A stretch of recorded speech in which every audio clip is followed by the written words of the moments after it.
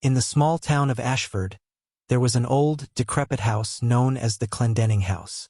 Built in the 1800s, it was once a grand estate, but by the 1920s, it had fallen into disrepair and abandonment. The house was steeped in local legend and tragedy, a combination that made it a subject of eerie fascination. The story of the Clendenning House began in the early 1900s when the Clendenning family moved in. The family consisted of Charles Clendenning, a wealthy industrialist, his wife Eleanor, and their teenage daughter, Margaret. They were well-liked in the community, known for their charity work and social gatherings. However, in 1927, a series of disturbing events unfolded.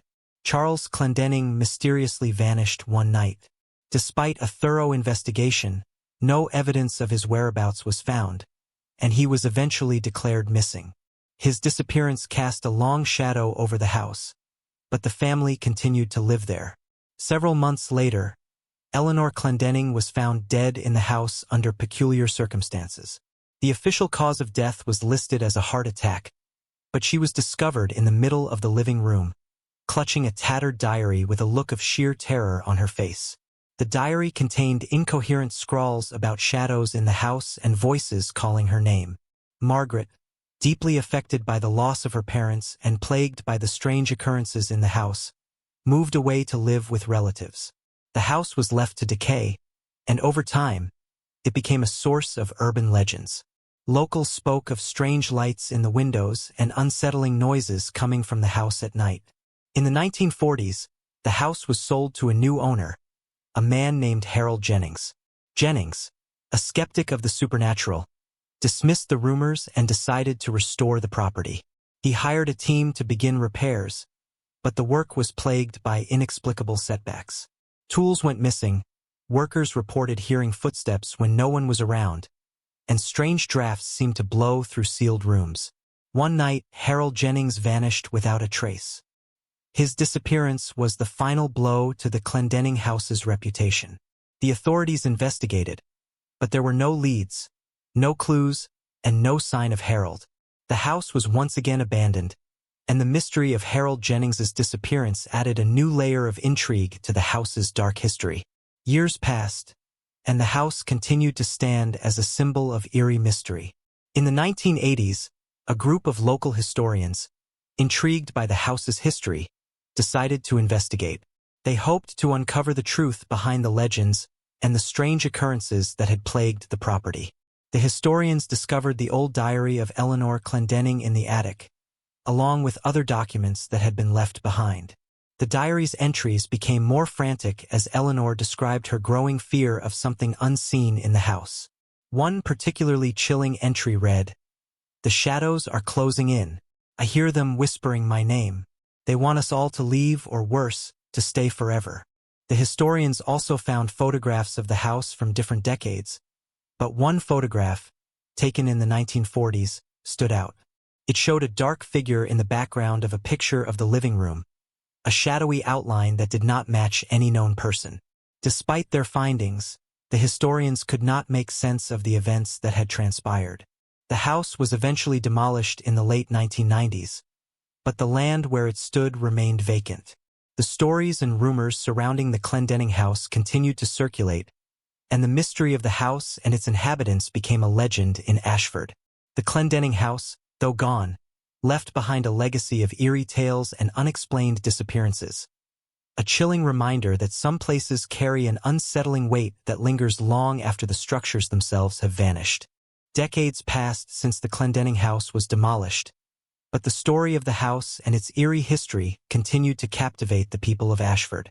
The land where the house once stood remained vacant, becoming an overgrown lot that served as a silent witness to the town's troubled past. In the early 2000s, a local developer named Thomas Reed purchased the land with the intention of building a new residential complex. Thomas was unaware of the house's dark history, and he was eager to revitalize the area and bring new life to the neighborhood. The development project began, and construction crews cleared the lot, excavating the old foundation and leveling the ground. One evening, as the construction crew worked late into the night, strange occurrences began to happen. Workers reported hearing unsettling noises, scratching sounds from below and whispering voices carried on the wind.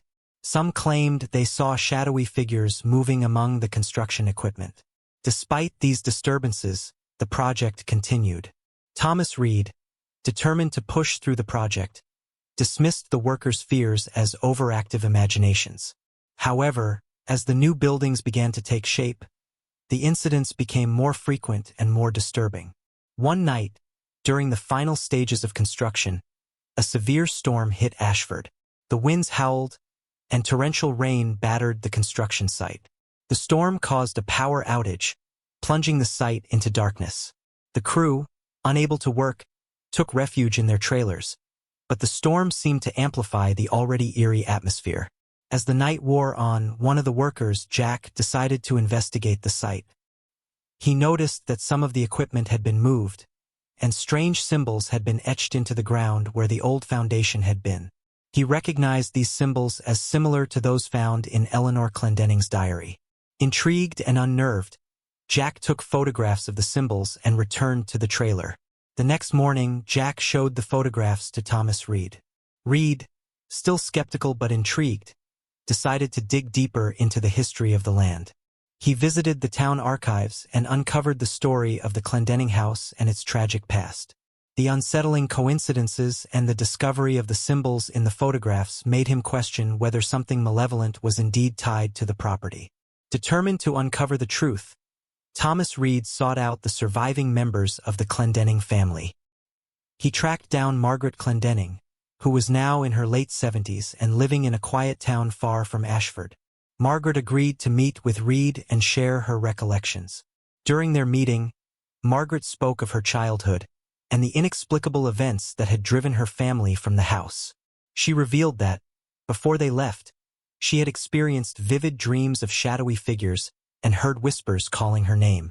She also mentioned a strange encounter she had with an elderly woman who lived nearby and claimed to have seen similar phenomena.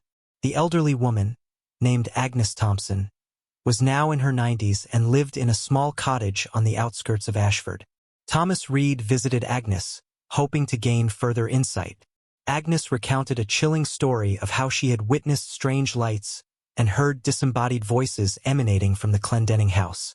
She described seeing ghostly figures moving through the windows, figures that seemed to reach out as if pleading for help. Agnes also mentioned a local legend she had heard as a child, that the land where the Clendenning house stood was cursed, believed to be a place where dark forces had taken hold long ago. The legend claimed that anyone who disturbed the land would awaken these forces and be plagued by misfortune. Armed with this newfound knowledge, Thomas Reed decided to halt construction and consult with paranormal experts.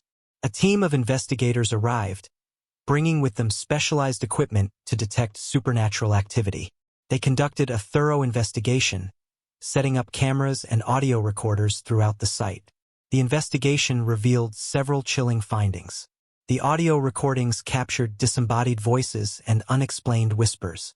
The cameras recorded shadowy figures moving through the site, and electromagnetic readings spiked in areas where the old foundation had been. The paranormal team concluded that the land was indeed haunted, with residual energy from the tragic events of the past. They advised that further development should cease to avoid disturbing whatever spirits or entities remained connected to the property. Thomas Reed, now convinced of the house's dark legacy, decided to abandon the development project. The land was left untouched, a reminder of the past that seemed to resist being forgotten. Local legend grew, and the Clendenning house became a cautionary tale for future generations. A story of a house that held its secrets tightly, of a land that resisted change, and of the spirits that lingered, haunting the shadows of Ashford's history. The vacant lot where the Clendenning house once stood remained a ghostly reminder of the past, where the whispers of old legends and the shadows of forgotten tragedies continued to linger in the town's collective memory. Despite Thomas Reed's decision to halt the construction, the vacant lot where the Clendenning house once stood became a focal point of local legends and ghost stories. The eerie reputation of the land only grew over the years, attracting curious visitors and paranormal enthusiasts. By 2010, the site had gained a reputation as one of the most haunted locations in the region. Stories of ghostly apparitions and unexplained phenomena continued to circulate. The land remained untouched, but its mysterious allure only seemed to draw more attention. In the summer of 2011, a group of amateur ghost hunters from a neighboring city, intrigued by the legends, decided to investigate the site. This group, known as the Spectral Seekers, was led by a charismatic leader named David Cole, who had a reputation for debunking myths but was also open to exploring genuine phenomena. David and his team set up their equipment on the lot and began their investigation. They spent several nights on the property, conducting various experiments and documenting their findings. Their equipment recorded high levels of electromagnetic activity and captured eerie sounds that could not be easily explained. On the third night of their investigation, David's team experienced something unusual. As they were reviewing their recordings, a sudden, intense storm swept through the area. The wind howled and rain battered their equipment, forcing them to take shelter in their vehicles. The storm seemed to amplify the tension in the air, and the team members reported a growing sense of dread. When the storm finally subsided, the team ventured back onto the lot to retrieve their equipment. To their shock, they found that their equipment had been tampered with. Devices were moved, and some were found completely destroyed. One member of the team, Lisa, discovered an old, leather-bound book buried in the mud.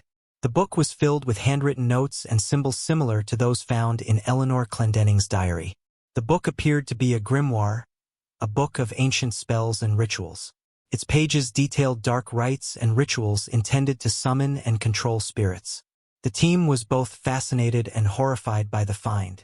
They speculated that the book might have been linked to the strange occurrences in the Clendenning House and the land. David decided to take the book to a local historian who specialized in occult studies. The historian, Dr. Evelyn Harper, examined the book and confirmed its authenticity. She explained that the book likely belonged to someone deeply involved in the occult, and that it might have been used in an attempt to harness or control the supernatural forces associated with the land. Dr. Harper revealed that the book's presence on the site suggested that someone had tried to exploit the land's dark energy, possibly even before the Clendenning family's tragic experiences. This, she said, could explain the persistent haunting and the string of misfortunes that befell those who came into contact with the land. With this new information, David and his team decided to conduct a final ritual to attempt to cleanse the land. They hoped that by performing a protective ritual, they could dispel the lingering energies and put the restless spirits to peace. The ritual was complex and required careful preparation. On the night of the ritual, the air was thick with anticipation and tension. The team set up their equipment and prepared the ritual space on the lot. They recited incantations, burned protective herbs, and created a protective circle. The ritual aimed to neutralize the dark energies and bring closure to the site's troubled history. As the ritual progressed, the team experienced a series of unsettling phenomena. The temperature dropped drastically, and a sense of overwhelming sadness filled the air. Shadows seemed to dance around the perimeter of the protective circle.